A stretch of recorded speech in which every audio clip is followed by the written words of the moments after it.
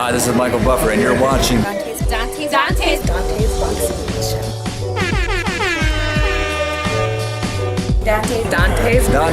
Boxing Nation.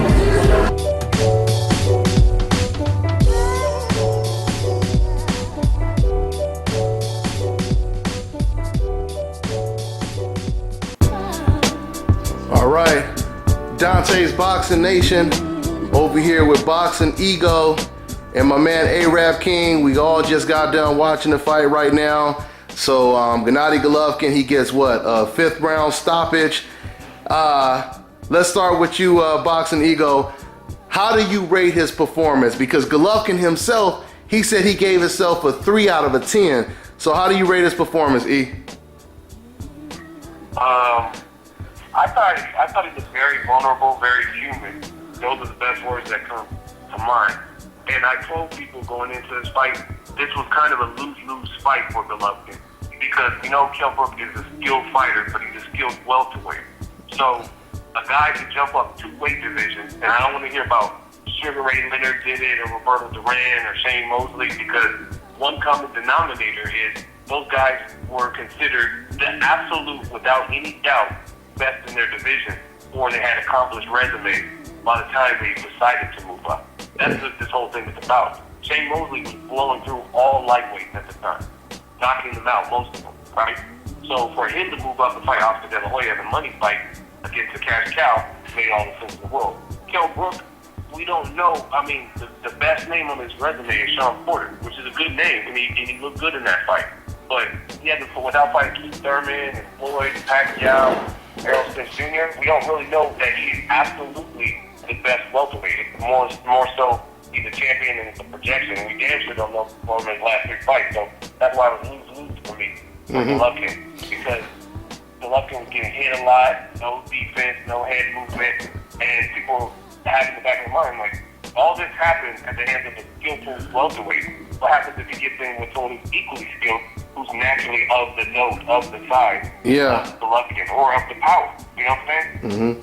That was the first time he dealt with someone with athleticism and had decent power and had a nice resume when it comes to, you know, beating someone like an undefeated Sean Porter. It just goes to show you, man, if Golovkin was in the welterweight division, or if he had, you know, opponents like the welterweight champions or even the super middleweight champions, you could tell that Golovkin, he would be in a lot of trouble. I mean, once again, man, I'm just really, really surprised that Kell Brook, he was actually able to hit Golovkin much easier than he was able to hit Sean Porter. Who would have really thought that? And to see Gennady, I would have.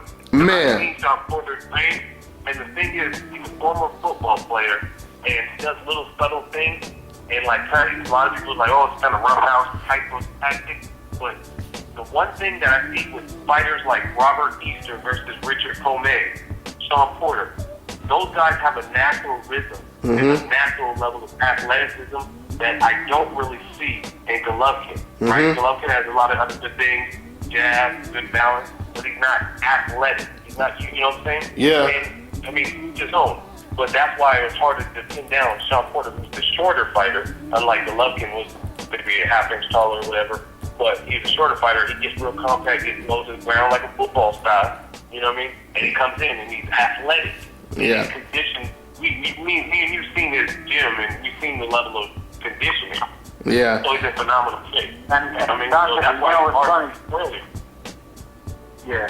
And then, you know, what's funny is, this is how Golovkin looked in this fight. He looked like that big-ass heavy bag, you know what I mean, that doesn't move. You know, Ego did a video with Troy King, and Troy King basically said that welterweights are the light heavy bag or the speed bag, and then he pointed that the big ass heavy bag and was like, that's Triple G right there, and that's what he was in this fight because you know he was taking a lot of shots, but you know it didn't kind of he was able to take them because he was the bigger man, but like again, but it's not great to be compared to a heavy bag. No, literally he was just taking everything, you know.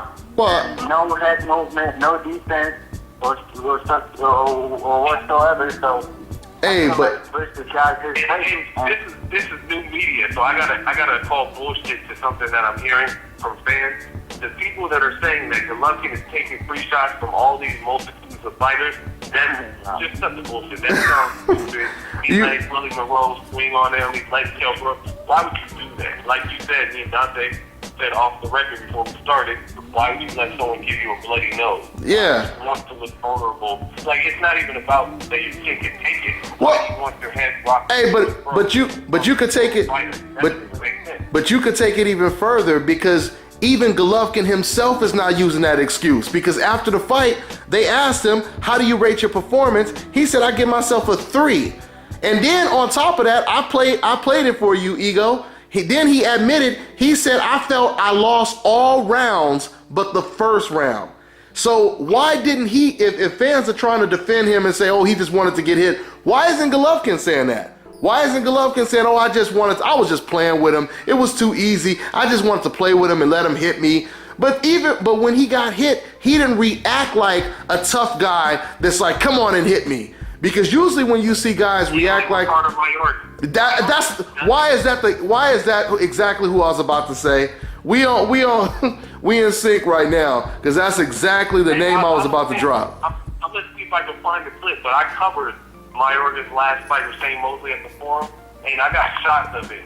You might be able to put in the video where he was just letting Shane Mosley hit him. You know what I'm saying? He was literally letting him hit, and then he stopped it from him. Oh, that'd be nice. Yeah, that'd be nice to put in the video right now as we talking.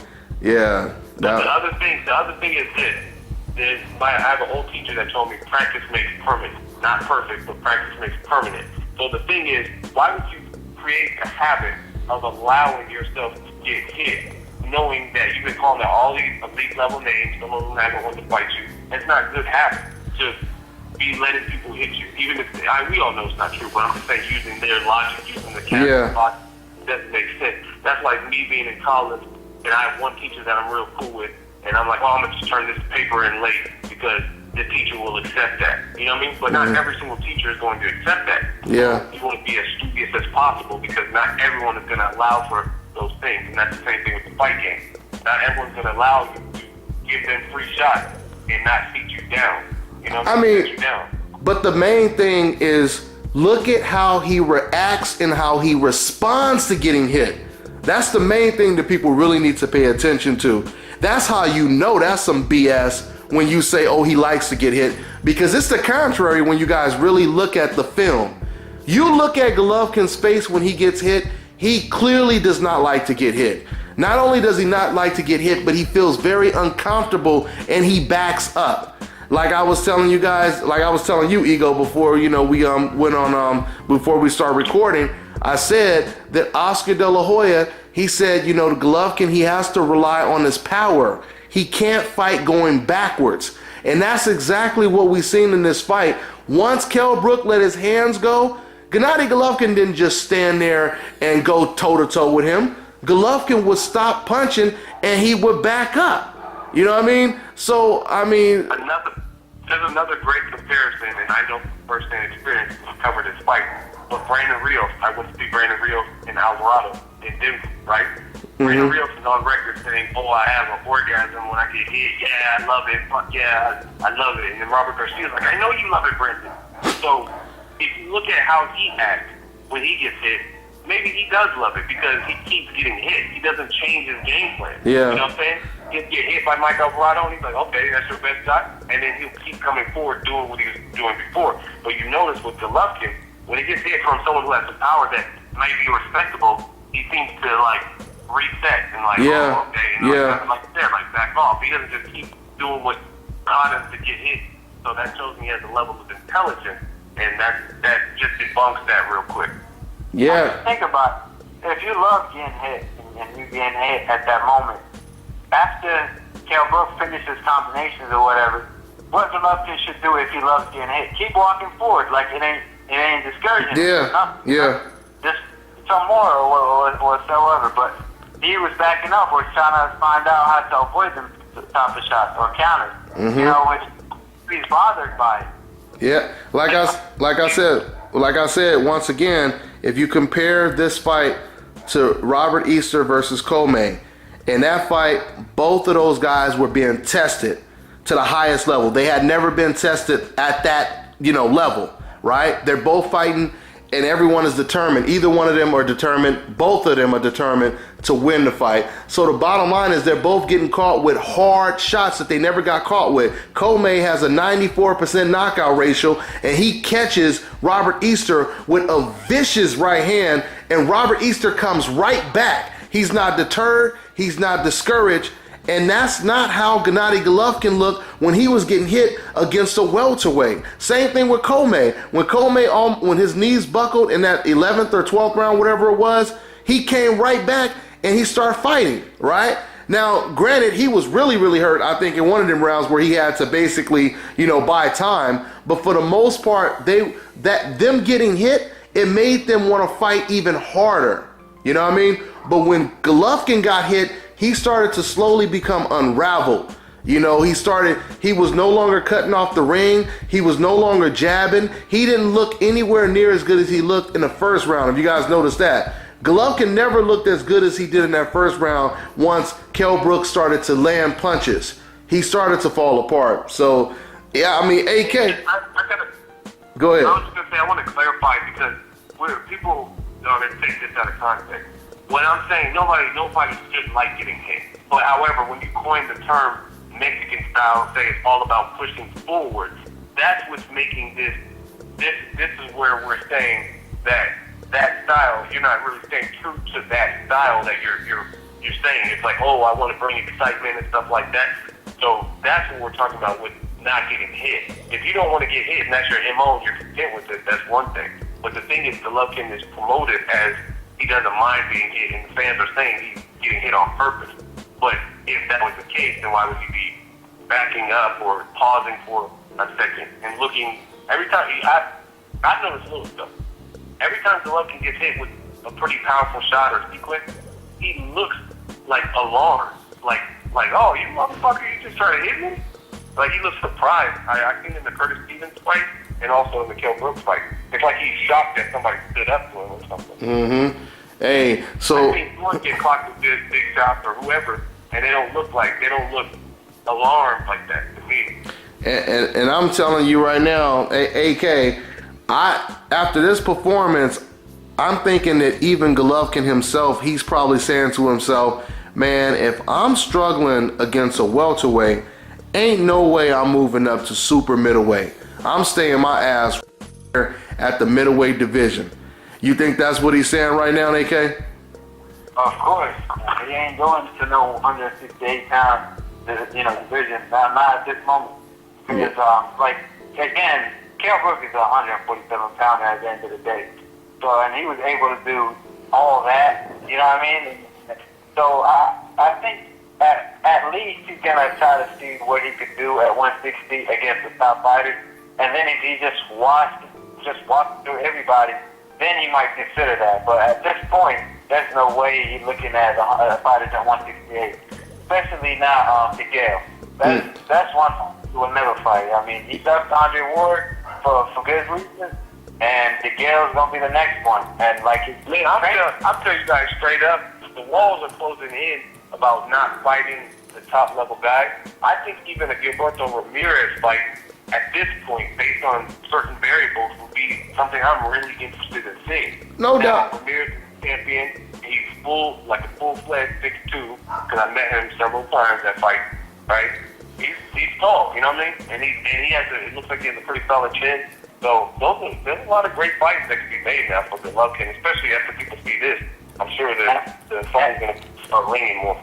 Yeah, I mean, I want to fight him too. They both called him out. They both said once Golovkin comes to us, they can't wait to beat him. You know what I mean? So at the end of the day, we know they want to fight. So it's on Golovkin and his team because all these 168 pounders, most of them want the Golovkin fight. Mm-hmm. Yeah, and like I was telling both of you guys earlier, I think that Golovkin, not only is he a sucker for a lot of punches, because clearly we've seen his defense was terrible, and his defense was really exposed so much because once again, the caliber of an opponent that he was facing tonight, because he was facing a guy that was far more athletic and more accomplished than all the other guys that he was facing before. The one shot I noticed that Golovkin seems to really be a sucker for is the uppercut. And I was telling you, Ego, and telling you, AK, that yeah, I truly believe when it comes to fighters like James DeGale and Chris Eubank, one of their best weapons is an uppercut. So this, man, the plot is thickening right now. It's really getting interesting right now because I don't favor Golovkin over any of these guys, like not by a large margin anymore. I mean, now the way I'm looking at things, almost all of these fights are 50-50 fights as far as I'm concerned. Golovkin versus... I said this on my Instagram. Canelo, I was always under the impression that Golovkin would probably stop Canelo. I always knew it would be a good fight, but I think it's even a better fight than people expected. Now, you can bash Canelo for the dropping the belt, vacating the belt, or whatever, but in terms of stylistic fights, if Canelo fights like he fought in the past, Golovkin fought like he fought in the past, that's a really good fight too. You know what I mean? Because Canelo, another person, great punch variety, he has power, he's big, bigger than Kell Brook, naturally been fighting multiple fights at even Canelo weight, unlike Kell Brook, who had a very limited fights over 150. He didn't fight no top names over 150. You know what I mean? Mm-hmm. And Canelo has nasty uppercuts. These are all good fights, and it's just, I think the fans are going to start getting to the point where they're going to demand, we got to see Triple G. No more small guys, no more Ishida coming from 54, Rosado coming from 54, Kell Brook coming from 47, or just guys with little names like Willie Monroe or Zadama. We got to see the real deal. He's good. How good is he? We have to see him in there with the DeGales and whoever. Yeah. Danny Jacobs. Yeah. So, and another thing, about Canelo, he does his best when he fights fighters like Angulo with no head movement. Yeah, they have power, but they don't have no good, good defense, neither head movement. And we saw Dante, what did I just say to you? What did I just say to you on the phone about Angulo and Canelo? Yeah, you talked about that, how he just kept pressuring Canelo. Same thing. Yeah. And so with Canelo, yeah, he's a little better, and he's a better puncher, and he cut off the ring, but that's what makes it more exciting because, it's almost a 50-50 fight. But, Canelo does his best fighting guys like that. So that I'm really, really interested in the Canelo-Golovkin fight. And as far as Dante, what you were talking about earlier, at 168 and 160, most of these fighters you think is going to be 50-50 versus Golovkin. Me, honestly, at 168, I see them beating in Golovkin. yeah, But at 160, I might still favor Golovkin. However, versus Canelo, that's a 50-50 fight right now. I was under the same impression, just like Ego. I used to think Golovkin will stop Canelo over the long run. These are the fighters that I believe beats Golovkin right now, hands down. I don't even really have to mention Andre Ward's name anymore. But I would say if Demetrius Andrade moves up, I believe Demetrius Andrade, he beats Golovkin hands down. I believe James DeGale. I believe, and I didn't even feel this way before this performance. Before this performance, I would have slightly leaned towards Golovkin to actually beat James DeGale. But after this performance, I definitely lean towards James DeGale to beat Gennady Golovkin. I think Gilberto Ramirez, that's a 50-50 fight. But if I was forced to bet, I probably would lean towards Ramirez in that fight. It's getting to the point to where Danny Jacobs, if it wasn't for Danny Jacobs' chin issues, I would pick him to beat Golovkin hands down. But it's just, he basically has an asterisk, next to his name because he's been knocked out before. We really don't know how good his chin is because he's been knocked out. But his power, his boxing IQ, his accuracy, the fact that he could fight aggressive, he could be the attack dog like he was against Sergio Mora last night, or he could play the role of the boxer puncher like he did against Peter Quillen.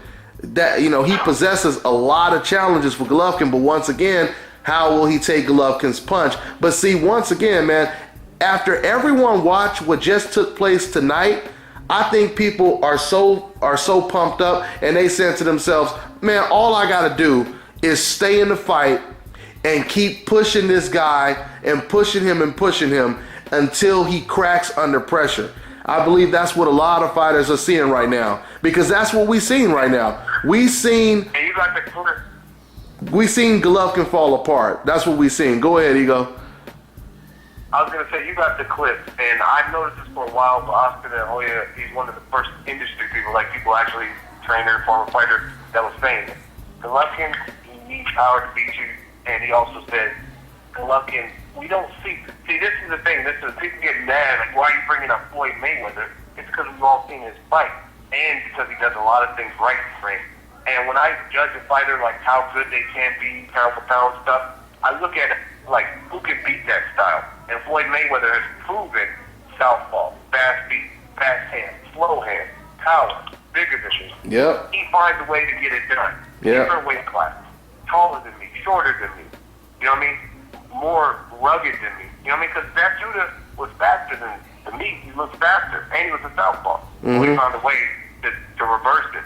So when I look at Golovkin, I keep seeing the same patterns, like him pausing when he gets hit and stuff like that. And I'm not, you still, to his credit, you got to be able to deal with what he dishes out. But like De La Hoya said, I never seen him do certain things, like fight off the back foot and be effective, right? I've never seen, like when the guy is coming at you throwing weird-ass punches all the way from Argentina to the MGM, like Maidana, you know what I mean, throwing these crazy, a lot of Argentine fighters have these crazy looping shots that they hit you weird places. And Floyd defending against all of that. And Maidana was like 15, 20 pounds bigger. He was a champion in the first fight.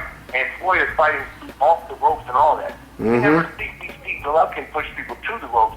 I've never seen him, I really can't remember a time where he fought off the ropes, where someone had him backed up with power, same kind of Maidana situation. You know what I'm saying? So I don't really know if he can fight off the ropes like that. I don't know if an inside fight is his deal. I don't know how he would react to a cut, how he would act to a headbutt that creates a cut, or he already, more power than him. like I said, he already looked uncomfortable when he was bleeding from the nose. I told you, when he was sitting in his corner, I seen him, you know, he rubbed his nose. He already looked frustrated. He looked a little discouraged. And then all of a sudden he... Okay, I gotta say this to Dante. Speaking of frustrated and discouraged, if you guys seen the Kell Brook fight, Kell Brook had his best round in round 2. I think we can all probably agree to that.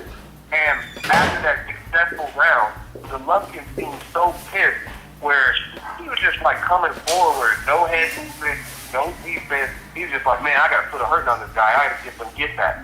And that's not smart when you're fighting elite. Like, that's why I wanted to see the Tall Frost fight so bad, because Tall Frost is big. You know what I'm saying? You said you want to fight him at 68. Tall Frost is a man's man. He got a chin, he got power. You know what I mean? That would have been a great fight. No undersized dude.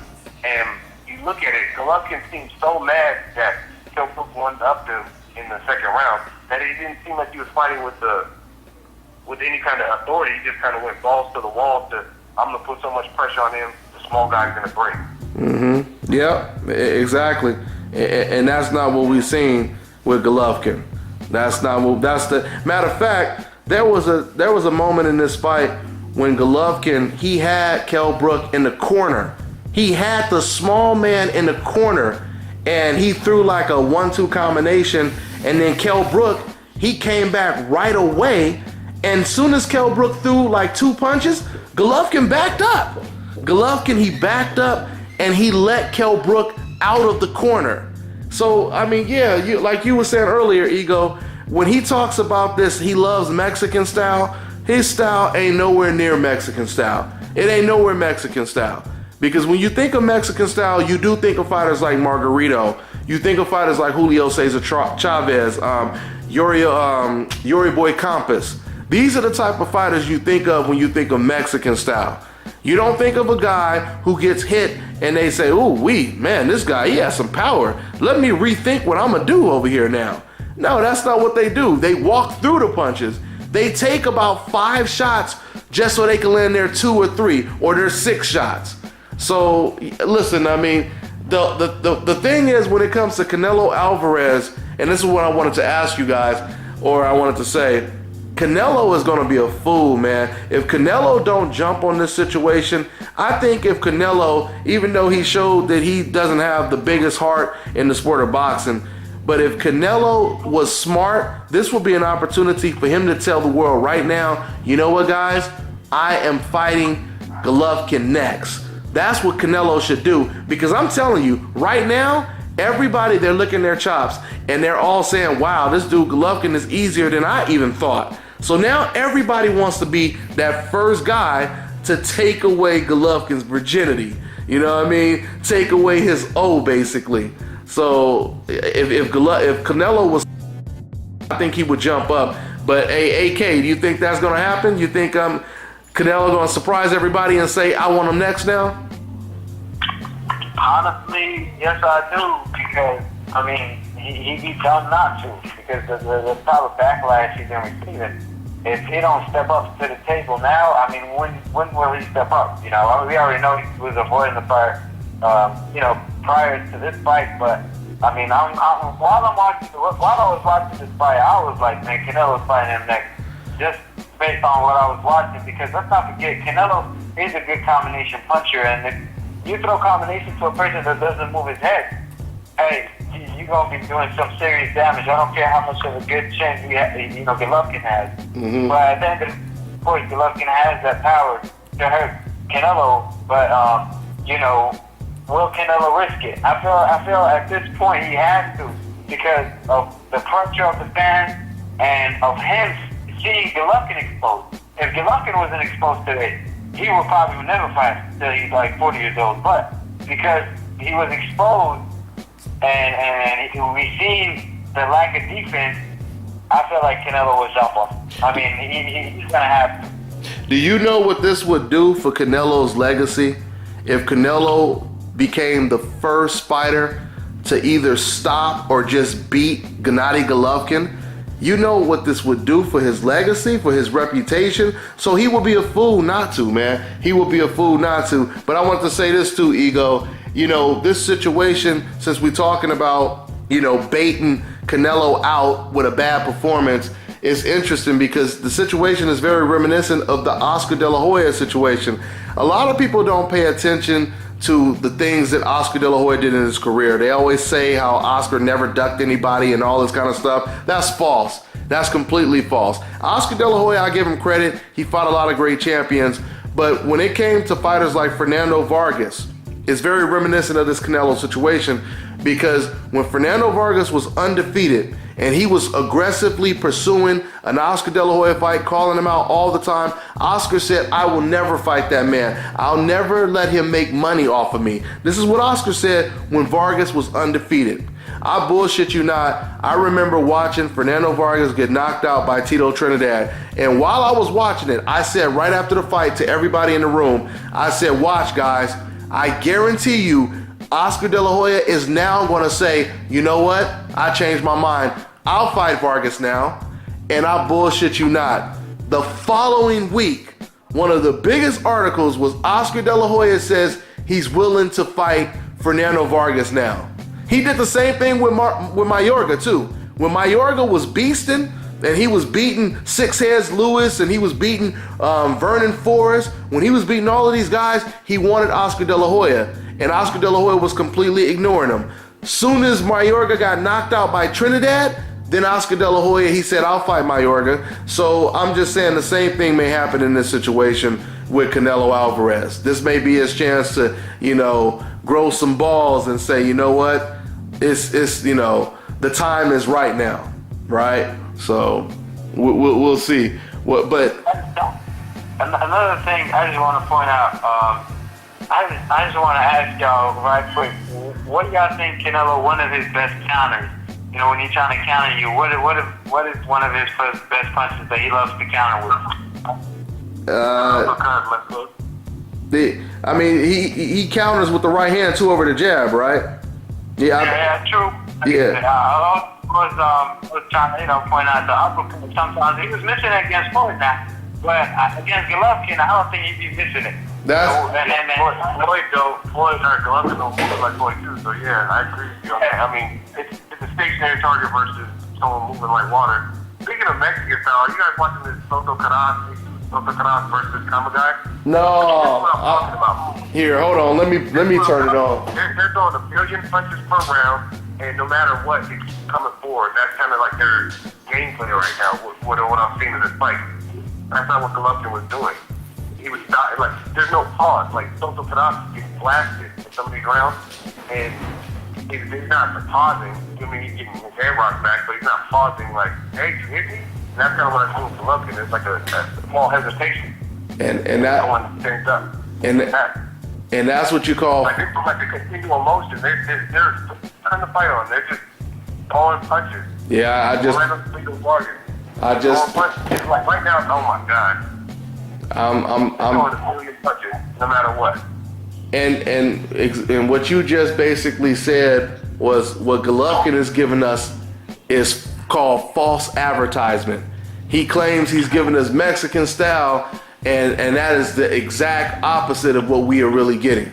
You know what I mean? So yeah, man, I'm telling you, the wheels are coming off, dog. The wheels are falling off right now, and it's only a matter of time. I'm telling you guys, I don't see Golovkin remaining undefeated, you know, by the end of 2017. I see him with a blemish on his record before the fight. But yeah, I mean, if he has to step up in class for his division or go up to CJ, then that's something different. Oh, but you know what? I just thought about something. They could actually end up are you watching? Oh yeah, I'm watching it now. Yeah, I'm in the 4th round. I'm watching it. Yeah, I see they going toe to toe in the center. They're just throwing haymakers. That's what I'm saying. They're just throwing haymakers. Yeah, that's like you said. That's the real Mexican style. And you see Kamagai, he like, man, this dude just too damn easy to hit. So that makes him want to stand there and go toe to toe even more because Karras is so damn. Yeah, but how many pauses they have in between the succession of punches? You know what I'm saying? Not too many. They're just all like hands up. And once again, in the case of a mute fight, they're like, let me work behind the jab, let me be smart. That's cool, but that's not what was advertised. Like you said, that's not what you said you were going to give it. You said you were going to give it. That was the best person to have a slugfest with. And I'm saying, like, you look at Batiste versus John Molina Jr., we all knew what type of fight that was going to be. And it turned out to be a fight of the year candidate because of the style. We all thought. They were even, HBO was saying it was Hagler Hearns too. yeah. So I'm like, oh man, pay-per-view too? What? And that's how we got. We got a one-sided beatdown because of smart game planning, which is cool, but that's not what you told me it was going to be. Well, but once again, Ego, kind of like what you just said, it was perfect timing for you to bring up this as an example, this Kamagai fight against Karras, because once again, you notice when they get punched, they come right back. When Golovkin gets hit, he stops in his tracks. It's like he stops everything that he's doing and he waits for you to finish.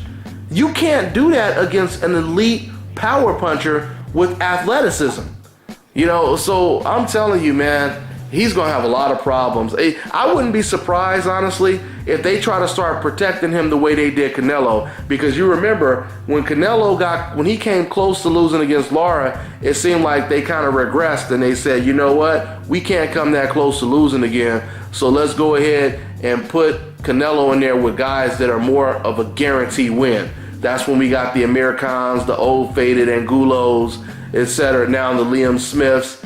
I think they may have to do that. If they want to keep Golovkin winning, they may have to really pull back on competition. Hey, in Boxing Eagle, I forgot to tell you this too. Did you notice, I don't know if you caught this, but Jim Lampley, when he was interviewing Golovkin at the end of the fight, he mentioned some fighters out there that Golovkin could fight. He only mentioned Billy Joe Saunders and Canelo, but he never mentioned Danny Jacobs. Now, I was talking to AK about this. Do you think he did that because he didn't want to give PBC shine? Or do you think he did it because he thought that Danny Jacobs was the biggest threat against him?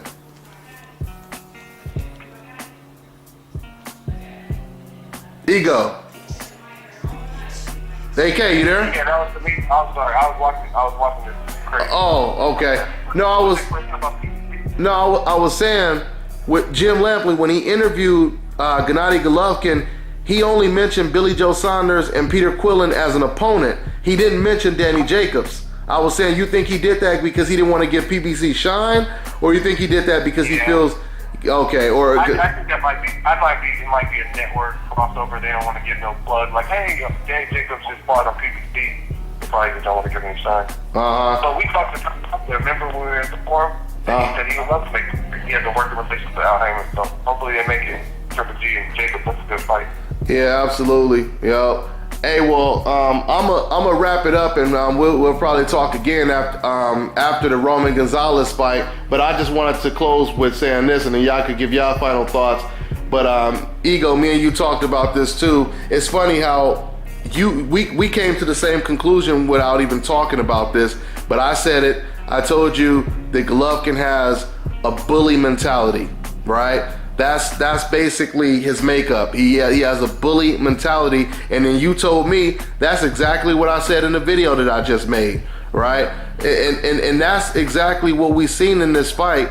We seen Golovkin is good at dishing it out, but he's not good at taking it. That's exactly what we're seeing.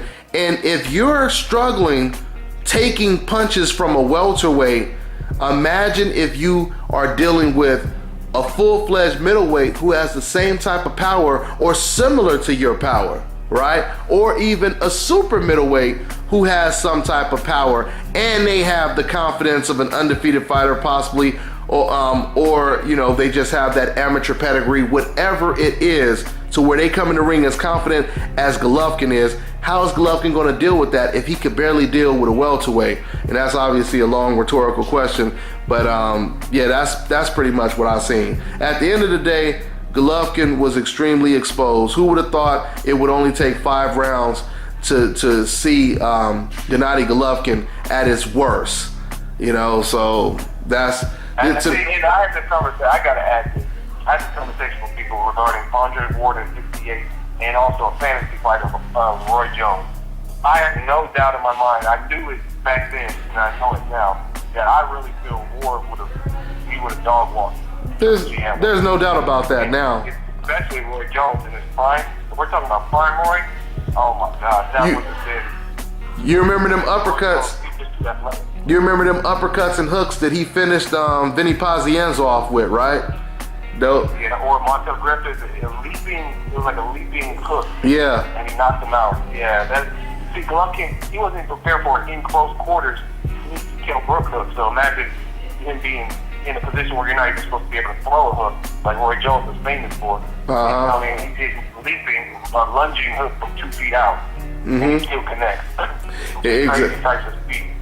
That's pretty good hand speed, but not. I mean, it ain't Roy Jones speed. Man, I'm telling you guys, it's going to be interesting to see who Golovkin faces next after this performance. You got Tank, you have Danny Jacobs, you have Canelo Alvarez, you have all of the super middleweights. I mean, it's starting to look like it almost had looked for Pacquiao until he found, you know, a Jesse Vargas little, you know, escape route. But it's looking like when it comes to Golovkin, it's like there is no safe fights for him unless they start throwing him in there with some Liam Smith type of guys that we never heard of, just to be on the safe side. But all of those, who? So you don't even know. Yeah. That's Island. Yeah. I don't know too much about him, but yeah, man, that's how it's looking right now. That's how I was looking for Golovkin.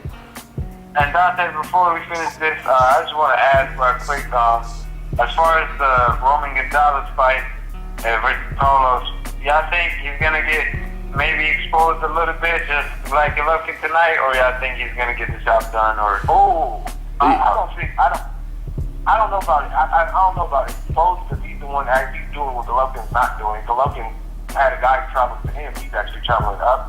But he could be exposed in the sense of where they're rating him, like ESPN and HBO. Well, if he's pound for pound #1, it don't matter if moving up. He should be the favorite. Like when Floyd moved up to a new weight division spot to Marcus Corley. Well, but I mean, I can give him credit for moving up a division. I mean, that's for better character. Oh yeah. Those only 3 countries.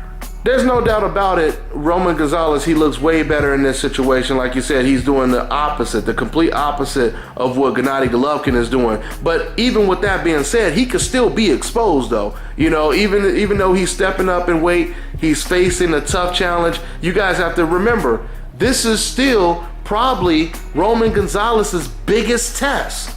once again, just like, It is. yeah, well, just like when I Terrence, don't know if he fought an undefeated fighter before, to be honest. I don't know if he has. He may have, but I'm not sure. But this, no, I but don't think he has, dog. but this is his biggest test, no doubt about it. He's facing an undefeated, tough Mexican, confident, naturally bigger, you know, just as strong, most likely, and a guy. Awkward too. Yeah. Like awkward. He has foot movement that is usually like kryptonite to a flat-footed aggressive fighter. You know what I mean? So the bottom line is, we seen how Terrence Crawford looked when he stepped up and he had his toughest challenge. We seen how Errol Spence, even though I'm not saying Errol Spence is, you know, faced a guy on Kadras's level, but every time he stepped up, the point that I'm making is, he dominated. Terrence Crawford dominated. When Floyd stepped up and he fought Diego Corrales, he dominated. You know, so the question is, can Roman Gonzalez go in there? Can he do that? Because if he goes in there, he gets knocked down, he gets hurt, the decision is controversial and all that kind of stuff, yeah, he will be exposed. Exposed just basically means now a whole bunch of other fighters, they see a whole bunch of chinks in the armor and they like, oh, I can't wait to fight this dude. Oh, this is gonna be easy. Please don't beat him so I could beat him. Because I think that's what a lot of middleweights were saying tonight. Like, please, Kell Brook, you already exposed him. You did your job. Now, please don't beat him so I could be the first one to beat him. You know what I mean? So, I think Roman Gonzalez, I think it's a good chance Roman could get exposed tonight. I really do. You know, but if... As far as exposing, I mean, people say Roman is like one of the best pound for pound fighters. People say he's number one, right? So you're supposed to make him look easy. Exactly. Exactly. You know what I mean? Like, so if you don't make him look easy, then, I mean, and you make it seem like you're on the same level, then what makes you live in him? Basically, y'all basically kind of on the same level. Yeah, you shouldn't be on top pound for pound. No. You know, and that's have him. And like you said, Dante, I mean, if you look exposed and get hit too many times, and this is his first time fighting an undefeated fighter. I mean, last time I checked his record, I don't remember him fighting anybody who was undefeated. Mm-hmm. And, you know, so this is his first time fighting an undefeated fighter, and if he looks bad, then it makes him look bad. I mean, look how many top fighters Andre Ward fought, and he made him look easy. Yeah. You know, same thing. And these are pound for pound quality fighters.